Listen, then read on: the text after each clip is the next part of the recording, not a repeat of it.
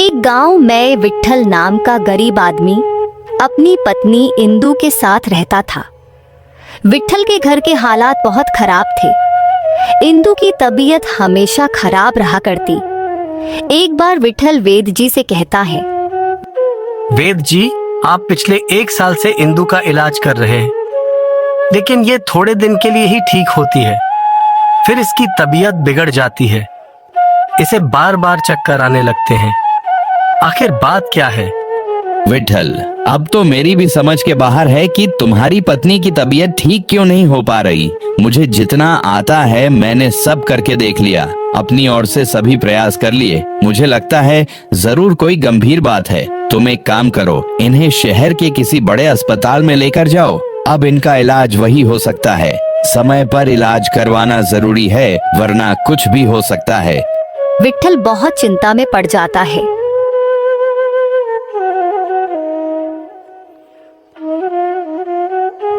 इंदु विट्ठल से कहती है, आप वेद जी से क्या बात कर रहे थे? उन्होंने क्या कहा? कुछ नहीं इंदु, तुम ठीक हो। वेद जी कह रहे थे कि कमजोरी के कारण यह सब हो रहा है। तुम ठीक से खाया पिया करो, कुछ नहीं होगा।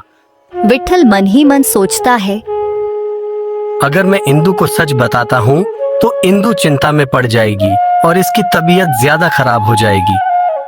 घर में राशन भी खत्म हो चुका है। मैं जानती हूँ हमारे पास पैसे नहीं हैं, लेकिन हम भूखे भी तो नहीं रह सकते। ऊपर से पिछले कई महीनों से मेरी बीमार होने के कारण कहीं पैसे खर्च हो चुके हैं। पता नहीं अब वह राशन वाला हमें उधारी पर राशन देगा भी या नहीं। पता नहीं हमारी किस्मत हमारा कब साथ देगी। हमने इस बार फिर से बुआई की है। बिन मौसम बरसात ने पिछली बार की सारी फसल खराब कर दी। भगवान करे इस बात की फसल बहुत अच्छी हो जाए, ताकि हम लोगों का कर्ज चुका सके।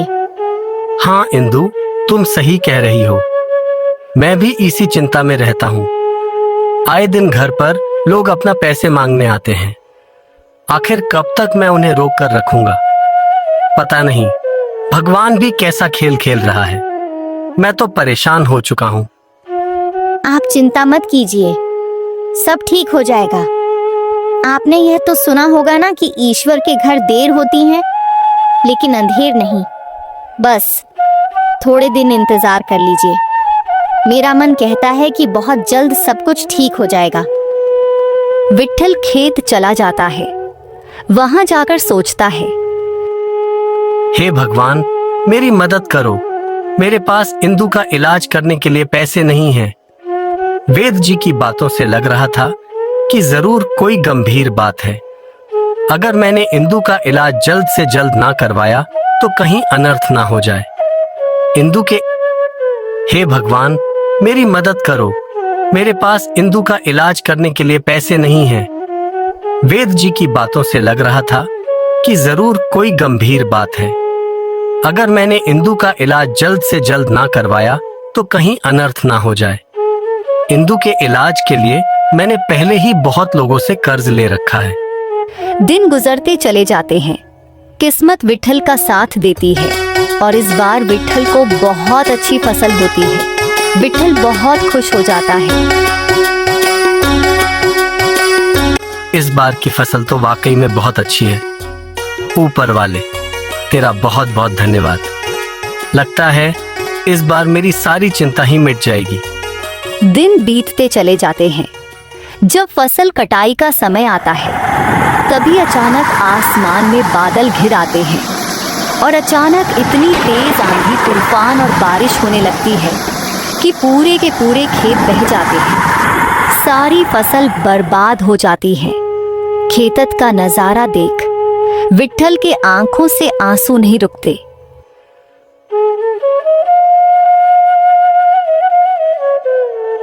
मेरी सारी मेहनत पर पानी फिर गया। अब मैं करूं? कहां से लोगों के पैसे लौटाऊं? कहां से इंदु का इलाज करूं? मैंने तो बुआई के लिए भी लोगों से पैसे ले रखे थे। मुझे लगता है भगवान भी हमारा दुश्मन बनकर बैठा है। वह चाहता ही नहीं है कि मैं खुश रहूं। वह हमेशा मुझे दुख और तकलीफ ही देता आया है। मैं ऐसे घुट घुट कर नहीं जी सकता। मेरे हाथ में कुछ ना रहा। अब मैं कुछ नहीं कर सकता और ना ही इंदु के सामने मेरी जाने की हिम्मत है। मैं उससे क्या कहूंगा? मेरा तो जीना ही बेकार है। मैं जीना नहीं चाहता, मैं मर जाना चाहता हूं। अगर ऊपर वाला यही चाहता है तो यही सही। मुझसे अब बर्दाश्त नहीं होता। विट्ठल जान देने के इरादे से कुएं की ओर बढ़ने लगता है। तभी रास्ते में उसे एक चमकीली चीज दिखाई देती है। विट्ठल पास जाकर देखता है तो वह एक सोने का सिक्का होता है। विट्ठल ये देख बहुत चौंक जाता है। यह तो सोने का सिक्का लग रहा है, लेकिन यह मेरे खेत में आया कैसे? कहीं यहाँ और भी तो सिक्के नहीं हैं? पता नहीं, हो भी सकते हैं। एक काम करता हूँ, इस जगह पर खुदाई करके देखता हूँ।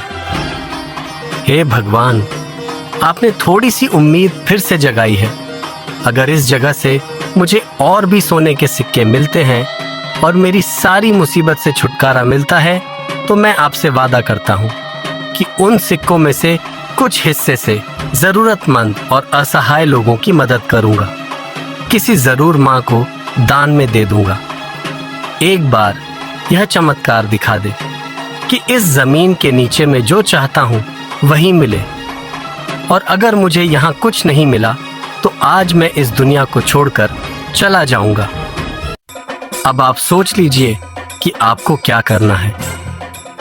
विट्ठल का दिल जोर जोर से धड़कने लगता है। विट्ठल डरते डरते उस जगह पर खुदाई करता है तो देखता है कि सचमुच उस जगह पर सोने के सिक्कों से भरी एक पोटली रखी होती है, जिसमें बहुत सोने के सिक्के होते हैं। ये देख विट्ठल की खुशी का ठिकाना नहीं रहता। वह खुशी के मारे नाचने लगता है। ईश्वर का धन्यवाद करते हुए कहता है, हे ईश्वर, मुझे तो यकीन ही नहीं हो रहा कि आपने मेरी सुन ली। मैंने तो सपने में भी इतने सारे सिक्के नहीं देखे। इतने सारे सिक्कों में तो मेरी सभी समस्याओं का समाधान हो जाएगा। इंदु यह सब देखेगी तो बहुत खुश हो जाएगी। मुझे उस छोटे से घर में रहना नहीं पड़ेगा। मैं अपना एक बहुत अच्छा घर बना सकता हूँ। इंदु का इलाज कर सकता हूँ, लोगों के कर्ज लौटा सकता हूँ और तो और मैं कई लोगों की मदद भी कर पाऊंगा। मुझे माफ कर देना, मैंने आपको बहुत भला बुरा कहा। इसमें से कुछ हिस्सा जरूरतमंद और असहाय लोगों को दूंगा। सचमुच प्रभु, आपकी लीला अपरंपार है। आपका बहुत बहुत धन्यवाद। विट्ठल खुशी खुशी वह पोटली लेकर अपने घर जा रहा होता है। तभी रास्ते में उसे एक अपाहिज लंगड़ा आदमी मिलता है, जो लोगों से मदद मांग रहा है, लेकिन कोई उसकी मदद नहीं करता। विट्ठल को अपना वादा याद आता है कि वह जरूरतमंद और असहाय लोगों की मदद करेगा। उसके पास जाकर बोलता है, सुनो भाई, यह लो, कुछ सिक्के हैं। इन सिक्कों की मदद से तुम अपना गुजारा कर सकते हो। अरे भाई, तुम कौन हो? तुम तो साक्षात ईश्वर बन के आए हो, और यह तो सोने के सिक्के हैं। सोने के सिक्के तो मैंने जिंदगी में कभी छुए तक नहीं, और ना ही कभी देखे हैं। सचमुच तुम तो मेरे लिए भगवान हो। तुम्हारा दिल बहुत बड़ा है। सोने के सिक्के क्या, लोग तो मुझे तांबे के सिक्के भी नहीं दे रहे। मेरी कोई मदद नहीं कर रहा। मेरी एक छोटी सी झोपड़ी थी, वह भी पानी की वजह से बह गई। मैंने बहुत लोगों से मदद मांगी, किसी ने मेरी बात नहीं सुनी। सचमुच तुम मेरे लिए भगवान बनकर आए हो। तुम्हारा बहुत बहुत धन्यवाद। तुम सच में बहुत बड़े दानी हो। अरे भाई, धन्यवाद मेरा नहीं, ईश्वर का करो। मैं कोई अमीर नहीं हूँ। मैं तुम्हारी तरह बहुत गरीब हूँ। मेरी भी हालत बहुत खराब थी। मेरे खेत की फसल पूरी तरह से बर्बाद हो गई। मेरे पास तो कोई रास्ता ही नहीं बचा था। मैं तो अपनी जान देने जा रहा था। मैं इतना परेशान हो चुका था, लेकिन शायद भगवान को मेरे ऊपर तरस आ गया और मेरे साथ एक चमत्कार हुआ। कैसा चमत्कार भैया? तुम किसी को बताओगे तो नहीं? तो ही मैं तुम्हें बता सकता हूँ। अरे नहीं नहीं भैया, आपने मुझे इतने सोने के सिक्के दिए हैं, मेरी इतनी बड़ी मदद की है। मैं किसी को कुछ नहीं बताऊंगा। बताइए ना। मुझे मेरे खेत में पूरे 1000 सोने के सिक्के मिले हैं। ये मेरे लिए एक बहुत बड़ा चमत्कार है। इतने सारे सोने के सिक्के, क्या तुम सच कह रहे हो? हाँ, मैं बिल्कुल सच कह रहा हूँ। और मैंने ईश्वर से वादा किया था कि मैं उन सिक्कों में से कुछ सिक्के दान में दे दूंगा और गरीब और असहाय लोगों की मदद करूंगा। इसलिए मैंने तुम्हें वह सिक्के दिए। मुझे तो यकीन ही नहीं हो रहा। मैंने तो आज तक कभी इतने सिक्के नहीं देखे, ना ही कभी देख पाऊंगा। मेरा तो सपना है कि इतने सारे सिक्कों को मैं एक बार छू कर देखूं, अपने हाथ में लेकर देखूं कि कैसा लगता है। क्योंकि जिंदगी में कभी मुझे इतने सोने के सिक्के देखने को नहीं मिलेंगे। पर लगता है मेरा यह सपना कभी सच नहीं हो पाएगा। विट्ठल मन ही मन सोचता है। यह कितना भोला है, और तो और इसकी बहुत इच्छा है कि यह सोने के सिक्कों को महसूस करके देख सके कि इतने सारे सोने के सिक्के पाकर कैसा लगता है। सचमुच यह खुशी तो अब तक मैं ही जान पाया हूं। लेकिन अगर मैं इसे एक बार यह पोटली देकर देखूं, तो यह भी इस खुशी को महसूस कर लेगा।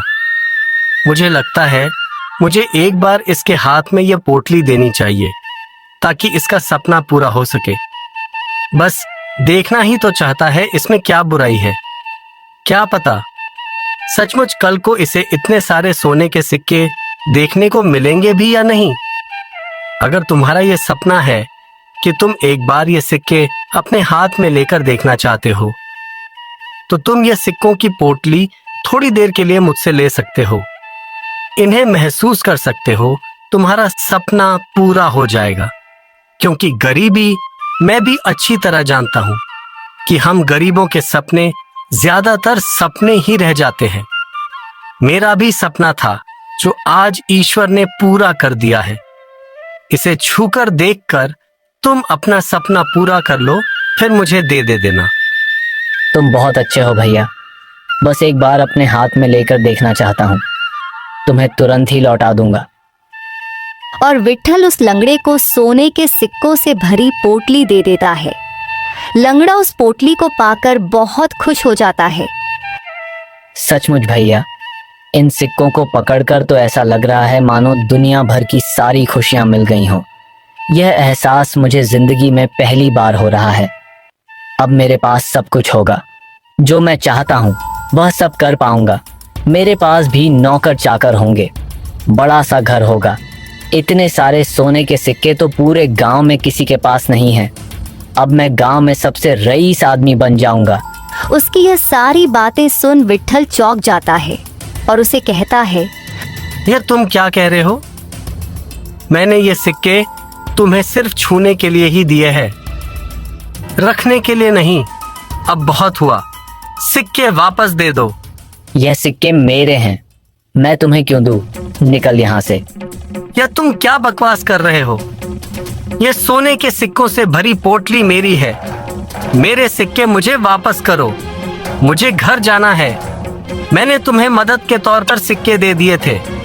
वह सिक्के रखो और बाकी के सिक्के वापस करो।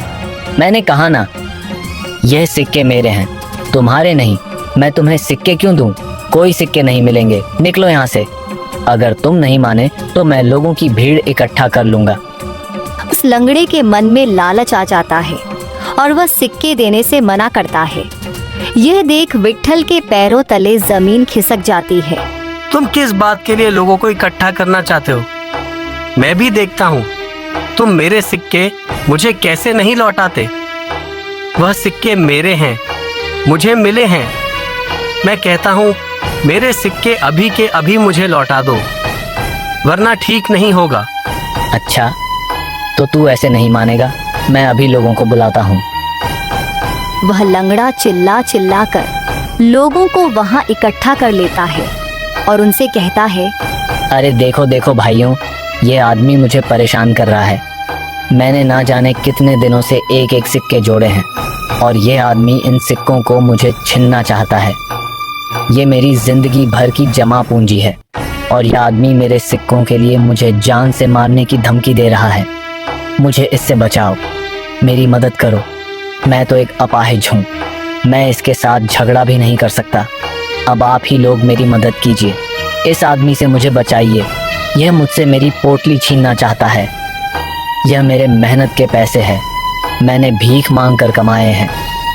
बारिश में मेरा घर टूट कर बह गया। मैं अपनी इतने सालों की कमाई लेकर इस बारिश से बचते हुए जा ही रहा था कि यह आदमी रास्ते में मुझे मेरी पोटली छीनने के लिए आ गया। मेरे पास सिक्के देख इसके मन में लालच आ गया। ये सारी बातें सुन विट्ठल को बहुत बड़ा धक्का लगता है और लोग भी उस लंगड़े की बात में आ जाते हैं और विट्ठल से कहते हैं, तुम्हें शर्म नहीं आती? इसकी हालत तो देखो, ये एक पैर से अपाहिज है। तुम्हारे तो हाथ पैर सलामत है, तुम कमा कर नहीं खा सकते? जो इस बेचारे लंगड़े की कमाई पर नजर रख रहे हो, भगवान सब देख रहा है। तुम्हें इस बात के लिए कभी माफ नहीं करेगा। उसे सताना छोड़ो और अभी के अभी यहाँ से निकल जाओ। मैं यहाँ से ऐसे नहीं जाऊंगा। ये लंगड़ा झूठ बोल रहा है। ये सिक्के इसके नहीं, मेरे हैं। मैंने तो इसकी मदद की थी। उसने मुझसे पूरी की पूरी पोटली मांगी। यह सिर्फ उसे हाथ में लेकर महसूस करना चाहता था कि इतने सारे सोने के सिक्के हाथ में लेकर कैसा लगता है, और मैंने इसकी बात में आकर इसे अपनी पोटली दे दी। ये सिक्के इसके नहीं हैं, मेरे हैं। मेरी बातों का यकीन कीजिए, यह झूठ बोल रहा है। ये अपने अपाहिज होने का फायदा उठा रहा है। हे भगवान, यह क्या हो रहा है? अब आप ही बताइए गांव वालों, क्या मैं अपने अपाहिज होने का फायदा उठा रहा हूँ? भगवान ने तो मेरे साथ इतना बड़ा छल किया है। मुझ में इतनी बड़ी कमी है कि मैं अपने पैरों पर ठीक से चल भी नहीं पाता, और यह आदमी मुझ पर इल्जाम लगाता है कि मैं अपाहिज होने का फायदा उठा रहा हूँ। मैं तो जैसे तैसे अपनी जिंदगी जी रहा हूँ। तुम लोगों के पास तो पूरा शरीर है, दोनों पैर हैं। तुम लोग कमा कर खा सकते हो, लेकिन मैंने बहुत मुश्किल से यह पैसे जुटाए हैं। मेरी मदद कीजिए। इस आदमी से मुझे छुटकारा दिलवाए, नहीं तो यह आदमी पता नहीं कहीं मेरी जान ना ले ले। इस गरीब असहाय अपाहिज की मदद कीजिए। मैं आप लोगों से हाथ जोड़कर विनती करता हूँ। तुम फिक्र मत करो, हम तुम्हारे साथ हैं। कोई तुमसे तुम्हारी पोटली नहीं छीनेगा। हम भी देखते हैं ये आदमी कैसे तुम्हारी पोटली तुमसे छीनता है। बेशर्म कहीं के, तुम्हें जरा भी शर्म है या नहीं? तुम इस अपाहिज का मजाक उड़ा रहे हो। वह बेचारा इस बात का क्या फायदा उठाएगा? वह तो ठीक से चल भी नहीं पाता। तुम जैसे लोगों को तो चुल्लू भर पानी में डूब मरना चाहिए, जो ऐसे अपाहिज लोगों से उनका हक छीनना चाहते हैं। इन सिक्कों पर इसका ही हक है, तुम्हारा कोई हक नहीं। अगर तुम इसके आसपास भी दिखाई दिए तो हम तुम्हें जिंदा नहीं छोड़ेंगे। निकल जाओ यहाँ से और इसे परेशान करना बंद करो। हम इसके साथ हैं। सारे लोग उस लंगड़े का साथ देते हैं और विट्ठल को भला बुरा कहते हैं। विट्ठल पूरी तरह से फंस जाता है और मजबूरन उसे वहां से लौटना पड़ता है। घर जाकर इंदु विट्ठल को बहुत परेशान देखती है और कहती है, क्या बात है जी, क्या हमारी फसल पूरी तरह से बर्बाद हो चुकी है? रात को बारिश तो इतनी आई थी कि मुझे नहीं लगता फसल कुछ भी बची होगी। आप बहुत परेशान लग रहे हैं। बताइए ना, हमारे खेत का क्या हाल है? क्या कुछ भी नहीं बचा? क्या बताऊं इंदु, बताने के लिए कुछ बचा ही नहीं है। सब कुछ बर्बाद हो चुका है। फसल की तो छोड़ो, हमें फसल से भी एक बहुत बड़ी चीज हाथ लगी थी। हमारी सारी मुसीबतें खत्म ही होने वाली थी, लेकिन पता नहीं किसकी नजर लग गई। फसल से भी बड़ी चीज मतलब आपको क्या हाथ लगा था? क्या बात है? विट्ठल इंदु को सारी बातें बताता है। इंदु भी यह सारी बातें सुनकर बहुत बड़ा धक्का लगता है। वो विट्ठल से कहती है, आप शांत रहिए। आप चिंता मत कीजिए। चिंता करने से कुछ नहीं होगा, गलती आपकी है। आपको उसके हाथ में देना ही नहीं चाहिए था। आपको पता नहीं आजकल के लोग कैसे होते हैं। आपने उस पर यकीन किया ही क्यों? आजकल भलाई का जमाना नहीं है। आपने देख लिया ना, भलाई के चक्कर में आपको जो मिला था आपने वह भी खो दिया। लेकिन अभी भी कुछ नहीं बिगड़ा है। आप अगर चिंता में डूबे रहेंगे और हाथ पे हाथ रखे बैठे रहेंगे तो कुछ नहीं होने वाला। हमें ईश्वर ने जो दिया है, हमें उसके लिए लड़ना होगा। वह चीज़ हमारी है और हमारे पास आकर रहेगी। मैं आपसे जैसा कहती हूँ वैसा कीजिए। मेरे तो दिमाग ने काम करना बंद कर दिया है। अब तुम ही बताओ, मैं क्या ही करूं? मैं कह रही हूँ ना, बस चिंता मत कीजिए। मेरी बात ध्यान से सुनिए। जैसा कि आप कह रहे हैं, बारिश की वजह से उस लंगड़े का घर भी बह चुका है। इसका मतलब वह अब कहीं और जाकर रहेगा और तो और किसी सुरक्षित जगह पर अपने सिक्कों को छुपाने की कोशिश करेगा। इतने सारे सिक्के वह अपने पास नहीं रखेगा। वह जरूर कहीं ना कहीं उसे छुपाएगा और ऐसी जगह जहां लोगों की नजर ना पड़े। वह अरेसवा हमेशा हर वक्त वह सिक्के अपने पास तो नहीं रख सकता। आपको बस इसी बात का ध्यान देना है कि वह सिक्के कहाँ छुपाता है। आप अभी के अभी जाइए और उस लंगड़े पर नजर रखिए। वह अब सिक्के छुपाने की जगह खोजेगा और जैसे ही आपको उस जगह का पता चल जाता है, आप आज रात को ही मौका देखकर उस जगह से वो सिक्के निकाल कर लेकर आइए। हाँ इंदु, तुम बिल्कुल सही कह रही हो। वह जरूर उन सिक्कों को कहीं ना कहीं छुपाएगा। मुझे उस पर नजर रखनी होगी। मुझे अभी जाना होगा। मैं जाता हूँ इंदु, तुम अपना ख्याल रखना।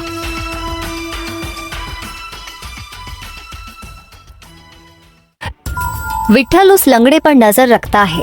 वह लंगड़ा अपने ही एक दोस्त के घर जाता है। विट्ठल उन दोनों की बातें सुनता है। वह लंगड़ा अपने दोस्त टिल्लू से कहता है, धन्यवाद भाई, जो तूने इस मुश्किल समय में मेरा साथ दिया। नहीं तो पता नहीं मैं कहाँ जाता और कहाँ रहता। बस आज की रात की बात है, उसके बाद मैं यहाँ से चला जाऊंगा। ये मौसम ठीक हो जाए, उसके बाद मुझे बहुत से काम करने हैं। तुझे ऐसा कौन सा काम करना है? और तो बहुत खुश भी लग रहा है। क्या बात है? अरे कुछ नहीं, मैं तुझे बाद में बताऊंगा। थोड़ी देर बाद रात हो जाती है। वह लंगड़ा चोरी चुपके से टिल्लू के घर के पीछे एक जगह खोदता है और उस जगह में वह पोटली छुपा देता है और सोने के लिए चला जाता है। यह सारा नज़ारा विट्ठल देख लेता है और विट्ठल मौका देखते ही वहाँ से वह पोटली निकाल लेता है और वह जगह जैसे कि तैसे कर वापस आ जाता है। इंदु कहाँ हो? जल्दी से आओ, काम हो गया है। हमारे सिक्के हमें मिल चुके हैं। तुमने जैसा कहा था मैंने वैसे ही किया। आखिरकार हमारी चीज हमारे पास आ ही गई। मैंने कहा था ना, चिंता करने से कुछ नहीं होगा। आखिर यह चीज हमारी थी, हमारे पास तो आने ही थी। यह हमें ईश्वर ने दिया है, इसे हमसे कोई नहीं छीन सकता। देखा आपने, अब सब कुछ ठीक हो गया। फिर इंदु खुशी खुशी उस पोटली को खोलकर देखती है तो उसमें सिक्के कम होते हैं। आपने तो कहा था इसमें पूरे 1000 सोने के सिक्के थे, लेकिन इसमें तो 500 ही सिक्के हैं। आधे सिक्के गायब हैं। आधे सिक्के कहाँ गए?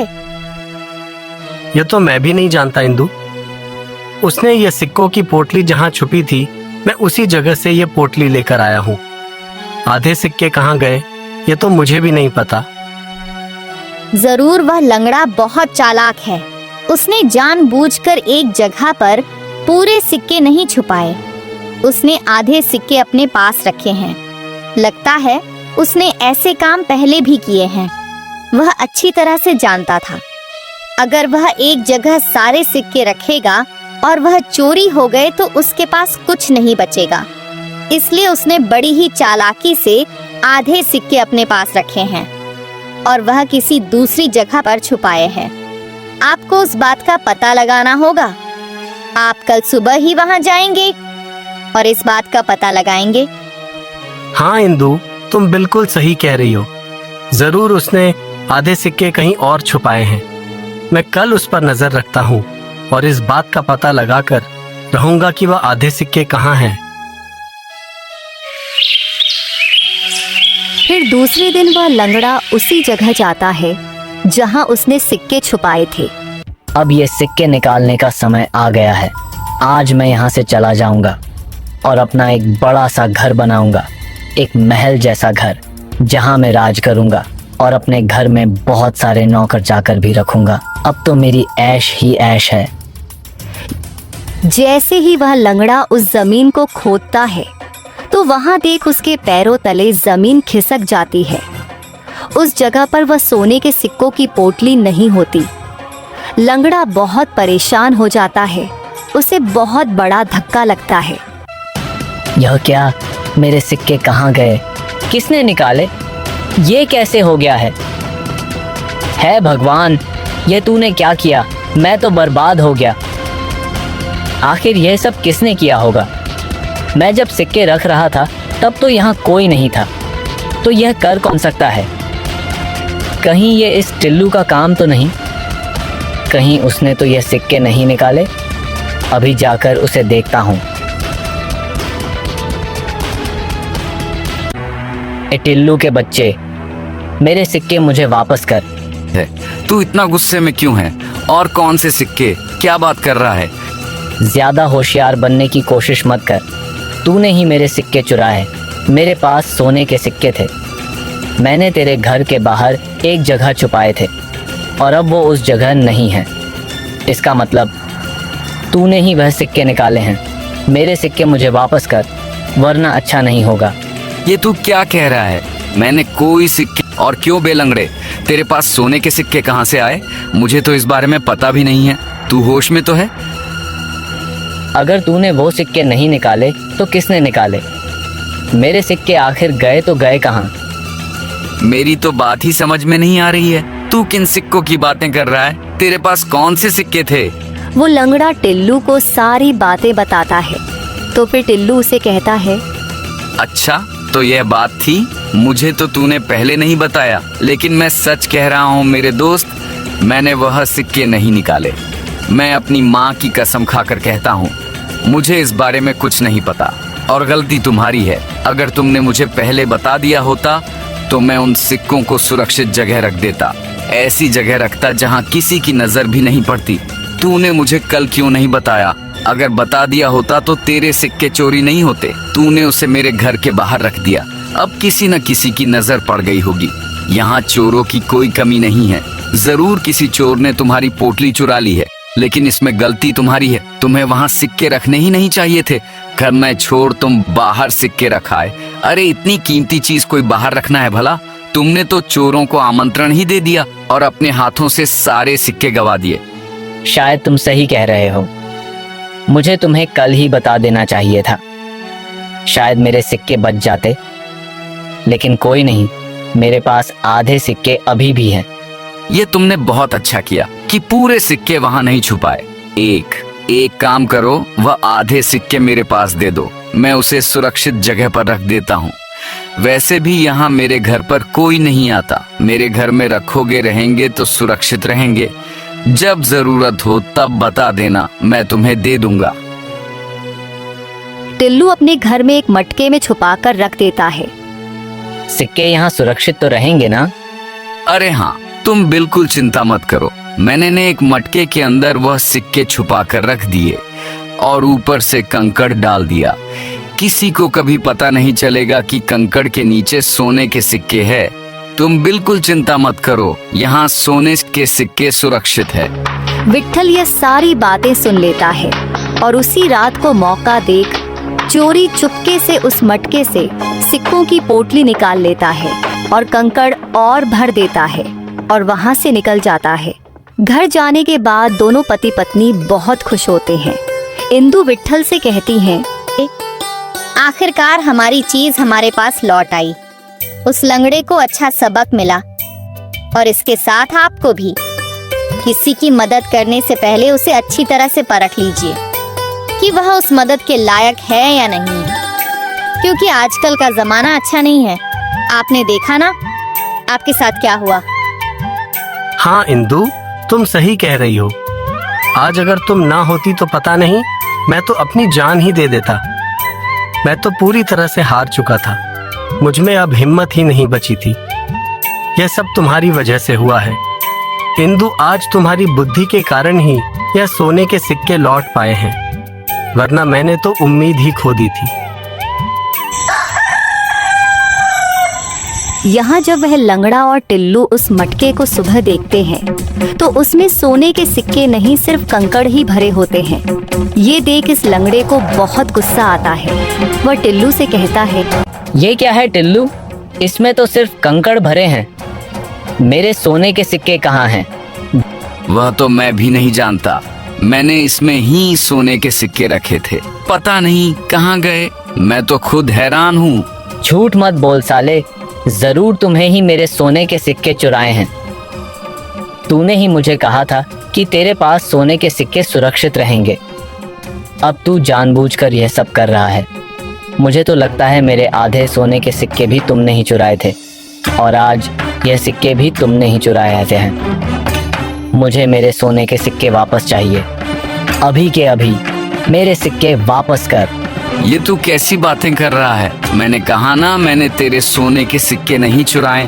मेरे पास कोई सिक्के नहीं है। तेरी किस्मत ही फूटी है और तूने किसी भले आदमी को लूटा है। शायद इसलिए भगवान तुझे सजा दे रहा है। तेरे साथ तो ऐसा ही होना चाहिए। ये तेरी मेहनत की कमाई नहीं थी, समझा? साले मेरे सिक्के चुराता है और भगवान का नाम लेकर मेरे नसीब को कोसता है। नसीब मेरा खराब नहीं है, वह सिक्के मेरे थे, वह मुझे मिले थे। मैंने बड़ी चालाकी से दिमाग लगाकर वो सिक्के लिए थे, वह मेरे नसीब में ही थे। अब तू जानबूझकर यह सब कर रहा है। मेरे सिक्के निकाल, वरना मैं राजा के पास जाकर तेरी शिकायत करूंगा। मैंने कहा ना, मैंने तेरे सिक्के नहीं चुराए। तुझे जिसके पास जाना है जा, लेकिन मैं सच कह रहा हूँ, मैंने तेरे कोई सिक्के नहीं चुराए। अच्छा, तो तू ऐसे नहीं मानेगा? वह लंगड़ा राजा के पास उस टिल्लू की शिकायत लेकर जाता है। राजा उसकी शिकायत सुनते हैं और टिल्लू को भी दरबार में बुलाया जाता है। राजा टिल्लू से कहते हैं, तुम्हें शर्म नहीं आती? तुमने अपने ही दोस्त के साथ धोखेबाजी की और उसके सोने के सिक्के चुराए। सच सच बताओ, उसके सिक्के कहाँ रखे हैं? महाराज, मैं सच कह रहा हूँ, मैंने कोई सोने के सिक्के नहीं चुराए हैं। इसके सिक्के यही जाने। मेरे पास इसके कोई सिक्के नहीं हैं। यह मुझ पर झूठा इल्जाम लगा रहा है। नहीं महाराज, इसने ही मेरे सिक्के चुराए हैं।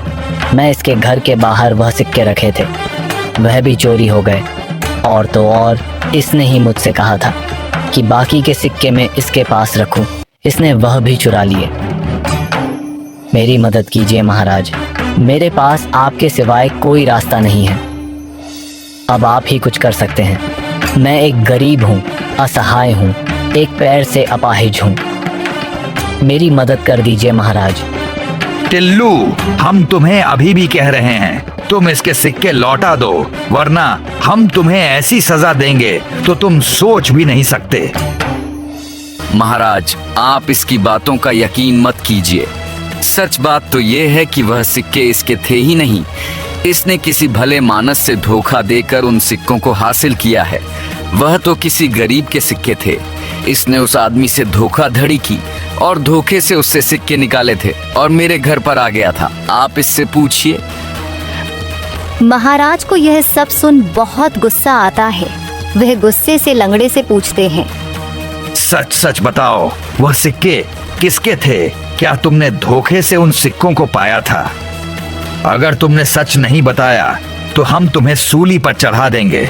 वह लंगड़ा डर के मारे सारी बातें सच सच बता देता है।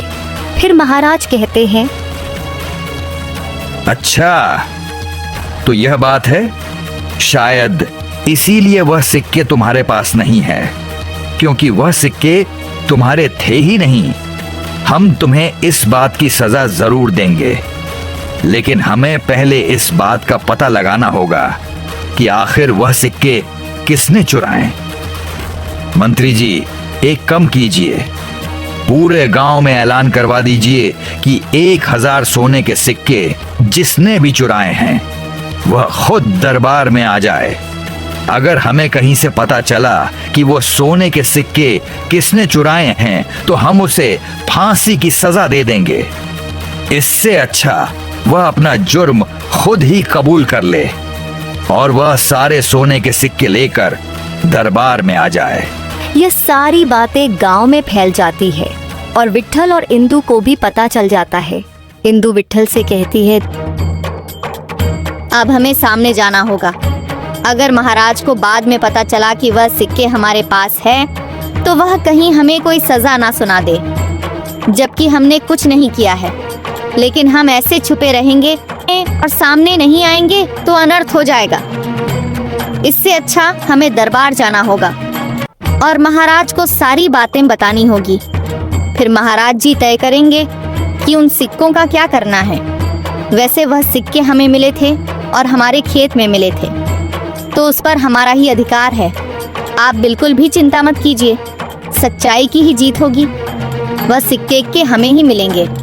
बस हमें ईमानदारी से अपनी बात राजा के पास रखनी होगी। तुम ठीक कहती हो इंदु, हमने कोई चोरी नहीं की है। फिर हम महाराज से क्यों डरे? हमें वहाँ जाना होगा और बिना डरे अपनी बात रखनी होगी। फिर महाराज जो फैसला करेंगे वह हमें मंजूर होगा। दोनों भी राजा के दरबार में जाते हैं और सारी बातें बताते हैं। राजा उनकी सारी बातें सुन इंदु से बहुत प्रभावित होते हैं और कहते हैं, सचमुच विट्ठल, तुम्हारी पत्नी बहुत बुद्धिमान है। आज तुम्हारी पत्नी की सूझबूझ की वजह से ही तुम्हें तुम्हारे सिक्के मिल पाए हैं।